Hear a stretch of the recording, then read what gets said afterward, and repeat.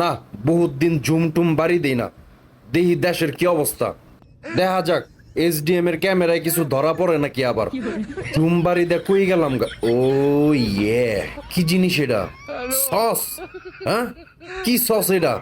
কিন্তু চান্দির উপরে এটা কি পাখি? পাখি দেখা যায় মনে হয় পক্ষী। তুমি একা কে? তোমার সাঙ্গ পাঙ্গ কই? তোমার বয়ফ্রেন্ড কই? হ্যাঁ, এই তো সাবাস। উই যে জোড়া জোড়া ছাড়া কি আর দেশ চলে? দেশ চলে না, সব জায়গায় জোড়া জোড়া, তাহলে আমি বাদে।